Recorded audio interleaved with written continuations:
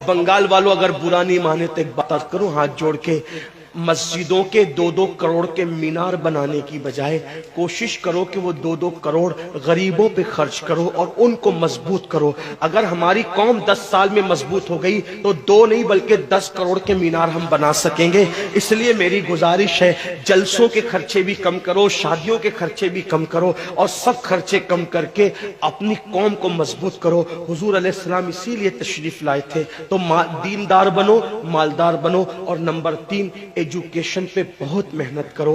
कोई भी जाहिल न रहे, कोई भी अनपढ़ न रहे, खूब खूब पढ़ाओ अपने बच्चों को। 10वीं 12वीं तक कभी मत रुकना, बल्कि अपने बच्चों को IAS बनाओ, IPS बनाओ, डॉक्टर बनाओ, इंजीनियर बनाओ। डॉक्टर भी BUMS वाला मत बनाओ, बल्कि MD और आला से आला डिग्री दिलाओ। अब आप कहेंगे मौलाना पैसे नहीं है, मैं आपसे कहता हूं हर साल ईद पे नया कपड़ा न बनाना पड़े न बनाओ, धुले हुए कपड़ों पे ईद कर लो, लेकिन अपने बच्चों की तालीम पे खर्चा करो। इसी तरीके से किसी और जगह पर पैसे लगाने की बजाय 10 साल अगर इन 3 निकात पर आपने मेहनत कर दी, दीनदार बनो, मालदार बनो और एजुकेशन को आम करो, हर बंदे को पढ़ा लिखा बनाओ। आप कहेंगे मौलाना नौकरी नहीं मिलती, मैं कहता हूं हम नौकरी के लिए नहीं पढ़ते, हम अच्छा इंसान बनने के लिए पढ़ते हैं। इसलिए कि पढ़े लिखे की तिजारत में अनपढ़ की तिजारत में फर्क है, पढ़े लिखे की गुफ्तगू में अनपढ़ की गुफ्तगू में फर्क है, पढ़े लिखे के उठने बैठने में अनपढ़ के उठने बैठने में फर्क है। देखो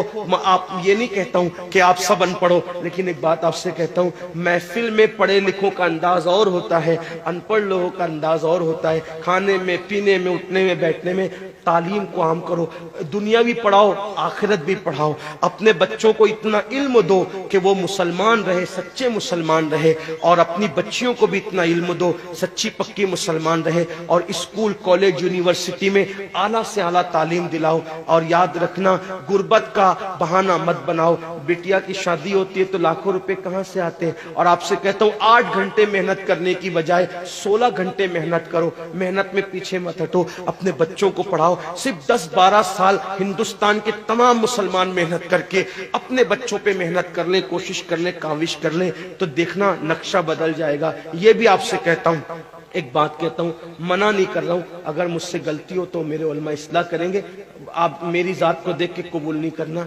बाप के चेहलुम पर 40 देग पकाने की बजाय 1 देग पकाओ।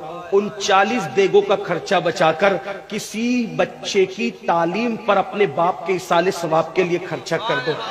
पीर साहब के मजार पर 1 लाख की चादर ला के डालने की बजाय 100 रुपए की चादर डाल दो, बाकी के पैसे बचाकर गरीबों की तालीम पे खर्चा कर दो। पीर साहब के इसाले सवाब के लिए वो उस 1 लाख की चादर से जितना खुश होंगे, वो 100 रुपए की चादर से भी उससे ज्यादा खुश होंगे, क्योंकि आपने किसी को उठा दिया, किसी को आपने तरक्की पे ले गए। एक बात कहता हूं, मेरा पीर जन्नती है तो मेरे पीर को मेरी 1 लाख की चादर से क्या गरज, उसको तो जन्नत में उससे बेहतर लिबास मिल चुका है, उसको तो 1 लाख का उससे बेहतर लिबास मिल चुका है। तो ये बातें तल्ख लगे माफ करना, लेकिन आपसे एक बात कहता हूं, रसूमात से निकलो, हकीकतों की तरफ आओ, रसूमात से निकलो, सच्चाइयों की तरफ आओ। एक दूसरे को गिराने की कोशिश मत करो, एक दूसरे को उठाने की कोशिश करो। आपस के झगड़े खत्म करो। तेरा सिलसिला बड़ा, मेरा सिलसिला बड़ा, तेरी बिरादरी बड़ी, मेरी बिरादरी बड़ी, तेरा पीर बड़ा, मेरा पीर बड़ा।